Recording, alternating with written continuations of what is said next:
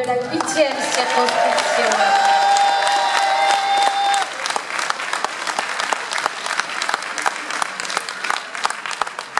Bonsoir à tous et merci d'être venus. C'est vrai que ça fait chaud au cœur, comme dit Patrick. C'est ça qui nous donne la force, nous, candidats de la France Insoumise. C'est vous qui vous organisez au sein des groupes d'appui et je tiens vraiment à vous remercier avant de commencer mon intervention.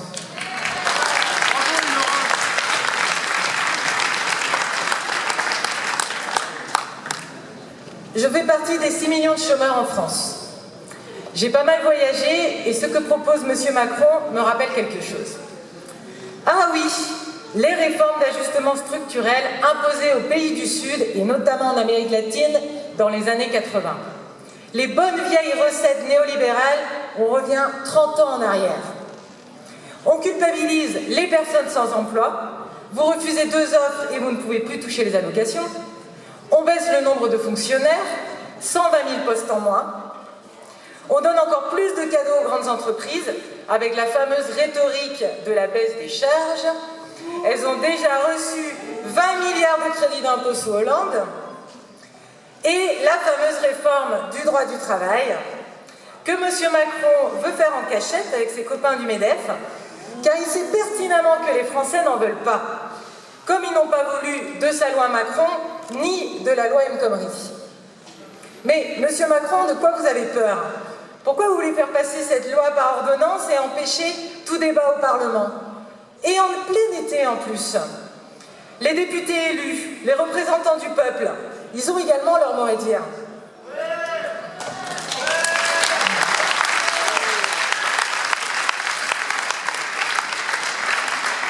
Et oui, M. Macron nous dit « Faites-moi confiance et tout ira bien ».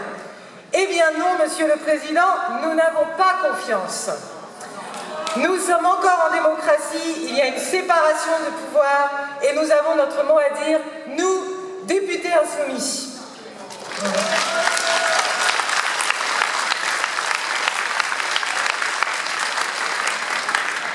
Insoumis, ça ne signifie pas seulement que nous sommes contre, mais nous sommes aussi pour.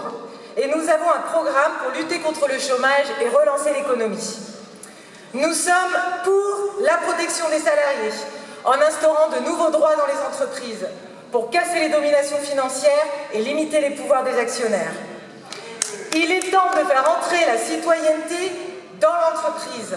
Les salariés ont leur mot à dire et la loi travail, attention, elle va réduire encore plus leur marge de manœuvre.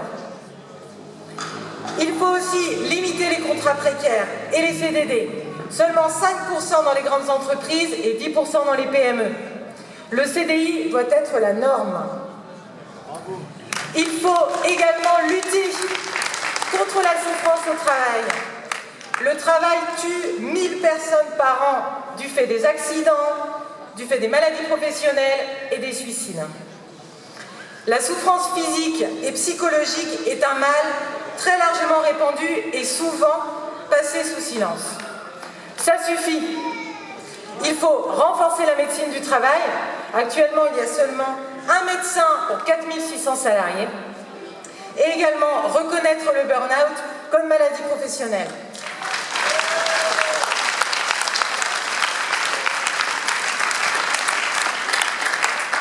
Nous sommes aussi pour une alternative à l'ubérisation.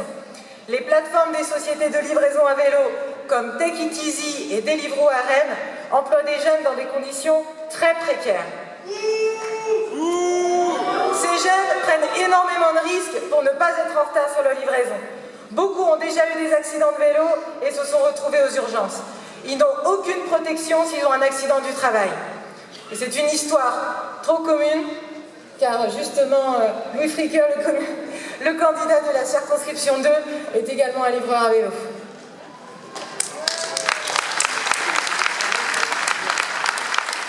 En juillet 2016, la société Take It Easy se déclare en cessation de paiement et laisse sur le carreau 100 personnes. 100 personnes sans moyen de subsistance du jour au lendemain. On leur a juste envoyé un mail pour leur dire « Ah bah voilà, l'entreprise n'existe plus, maintenant vous vous débrouillez ». Il faut donc permettre à tous les travailleurs affiliés au régime social des indépendants de rejoindre le régime général de la sécurité sociale. Mais il faut aussi renforcer la présomption d'indépendance au profit d'une présomption de salariat. Tout travailleur réalisant sa prestation de travail dans une situation de dépendance économique, par exemple avec un client unique ou sous le contrôle d'une plateforme numérique, doit être présumé salarié et ainsi jouir des droits qui s'y attachent.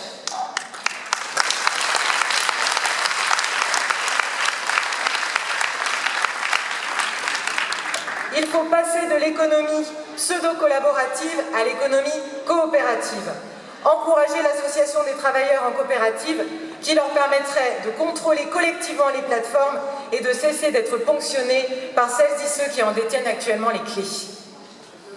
Nous sommes également pour la répartition des richesses, qu'il n'y ait pas un écart de salaire au sein d'une même entreprise supérieur de 1 à 20.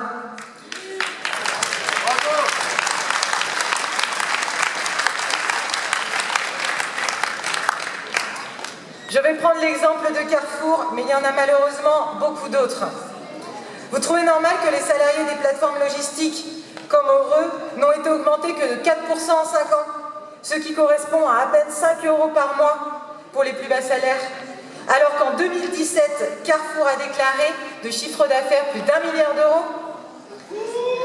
Plus de 50% ont été dans la poche directe des actionnaires. Et la rémunération du PDG, M. Plassat, est passée de 1 million d'euros en 2012 à 9 millions en 2017. La répartition des richesses, c'est aussi l'augmentation du SMIC à 1 326 €, car il est actuellement que de 100 € de plus que le seuil de pauvreté, ce qui signifie qu'actuellement, tous ceux qui travaillent à temps partiel, et notamment les femmes, surtout les femmes, sont des travailleurs pauvres.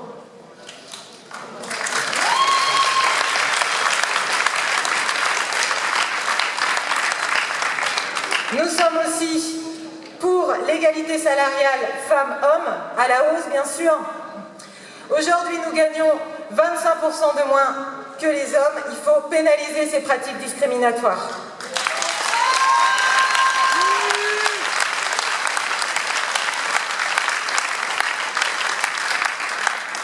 Alors on nous dit qu'il n'y a plus d'emplois.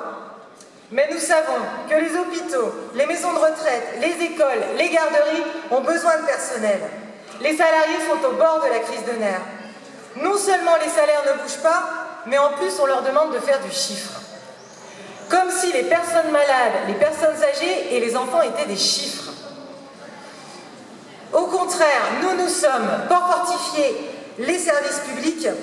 Les pompiers qui sont en grève actuellement nous le disent clairement. Les citoyens brétiliens sont en danger, car moins de pompiers signifie moins d'intervention. Et ce sont les premiers qu'on appelle en cas de problème. S'ils ne peuvent pas arriver à temps, que se passe-t-il? Je vous laisse en tirer les conclusions.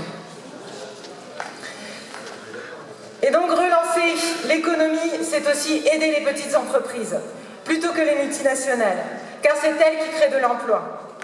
Il faut rééquilibrer l'impôt sur les sociétés, car les PME paient actuellement 33%, quand les grands groupes du CAC 40 n'en payent que 8%. Grâce à l'optimisation, voire l'évasion fiscale. Il faut instaurer un barème progressif et favoriser l'investissement plutôt que le versement de dividendes. Il faut également créer un fonds de solidarité inter-entreprises. C'est juste du bon sens. Les grandes entreprises gagnent des millions, elles doivent les partager. Il faut les mettre à contribution pour soulager les PME et assurer la solidarité financière entre donneurs d'ordre et sous-traitants.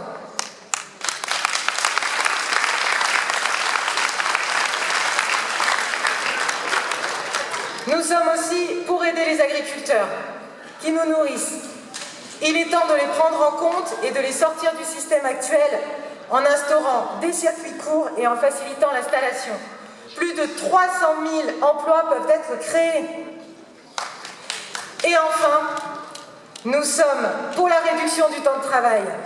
Au début des années 2000, le passage aux 35 heures a permis la création de 350 000 emplois. Aujourd'hui, le temps de travail effectif se situe autour de 40 heures. Il faut appliquer réellement et immédiatement les 35 heures. Travailler, c'est bien, mais nous avons aussi besoin de temps pour notre famille, pour nos enfants et pour que nous puissions nous engager dans la vie associative et culturelle locale.